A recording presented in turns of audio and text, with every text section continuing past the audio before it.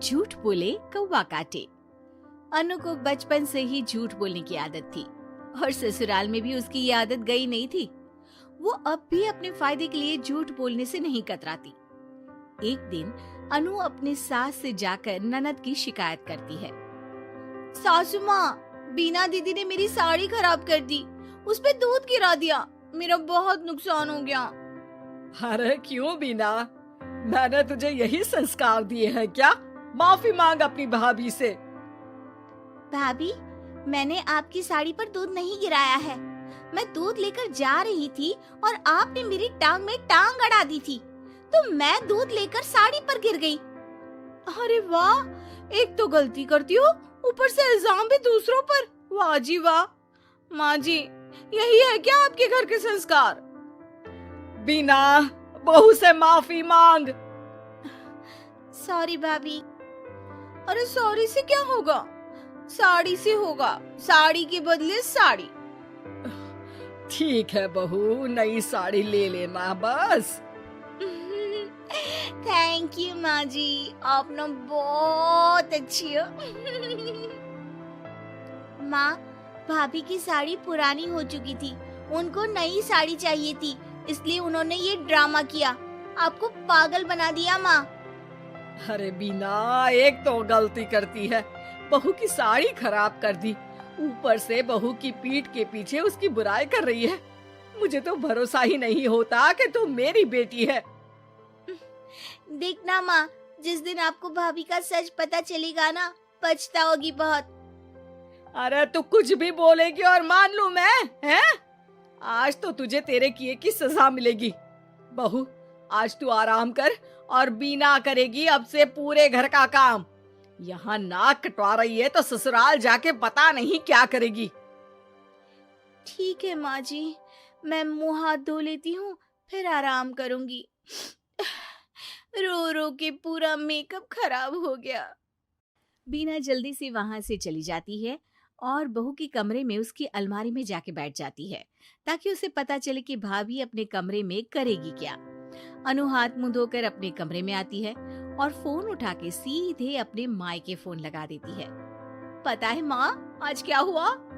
आज मैंने सास की चाय में सब्जी धोने के बाद बचा पानी डाल दिया। बेचारी। ओह, तो भाभी हर बात अपनी माँ को बताती है। अच्छा माँ, अब ना मैं सोने चली, बहुत आराम करना है आज मुझे। थोड़ी देर में अनु की नींद लग जाती है। बीना उसका फोन उठाती है और फोन में कुछ करने लगती है, फिर वहाँ से चली जाती है। वो सीधे माँ के पास जाकर माँ के कान में कुछ कहती है। ठीक है, अब तू इतने यकीन से कह रही है तो ये भी कर लेती हूँ, पर भाभी पर तेरा शक गलत निकला ना तो बहुत बुरी सजा मिलेगी तुझे। ठीक है माँ, सच सामने लाकर ही रहूंगी, चाहे फिर सजा ही मिल जाए। अगले ही दिन काम को लेकर बीना और अनु में बहस हो जाती है। बीना, तुम यहाँ पैदा हुई हो, तुम्हें इस घर का ज्यादा काम करना चाहिए। आपका भी तो यही घर है भाभी, मुझे तो एक दिन चले जाना है शादी करके, फिर तो आपको ही सब संभालना होगा ना। तुम्हारी माँ ने तुमको कुछ नहीं सिखाया। आपकी माँ ने सिखाया है तो आप ही कर लो ना काम।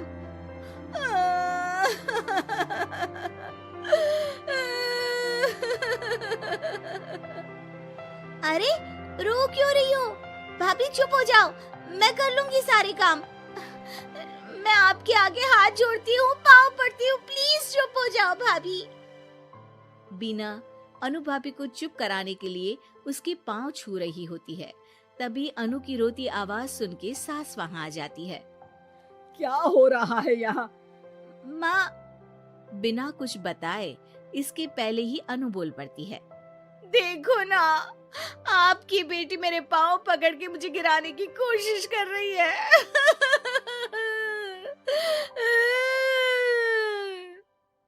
अरे भाभी, ये क्या बोल रही हो? अरे चुप कर बीना, तूने तो बहू के सामने मेरी नाक ही कटवा दी। इसके मायके वालों को जब ये बात पता चलेगी तो क्या होगा? पर भाभी झूठ बोल रही है माँ। मैंने भी देखा, तू उसके पांव पकड़ रही थी। वो तो मैं पाँव पड़ रही थी ताकि भाभी चुप हो जाए। तू ना आज किचन में सोएगी और खाना भी नहीं मिलेगा तुझे। बहुत बदतमीज हो गई है। अनु को लग रहा था कि उसका झूठ सफल रहा, लेकिन बीना का प्लान काफी हद तक आगे बढ़ रहा था। जैसे बीना ने सोचा था, अनु ने अपनी माँ को कॉल किया, लेकिन बीना ने उस दिन अनु के फोन से अपनी माँ का नंबर उसकी माँ के नाम से सेव कर दिया था। बस फोन चालू होते ही अनु ने सच उगलना शुरू कर दिया। वो बेचारी तो मेरे पाँव छू रही थी, लेकिन मैंने बोल दिया कि पाँव पकड़ के गिरा रही है। और मेरी बेवकूफ सास मान भी गई। हाँ, सास तेरी बेवकूफ तो है जो तेरी बातों में आती रही। माँ जी, आप वहाँ इतनी जल्दी मेरे मायके कैसे पहुँच गई? बीना और सास अनु के कमरे में आके उसे अपना प्लान बता देती हैं कि कैसे उन्होंने बीना के झूठ को पकड़ लिया। इस बार अनु सास के पांव पकड़ लेती है और माफी मांगती है। ए, पांव छोड़, मुझे गिराएगी क्या?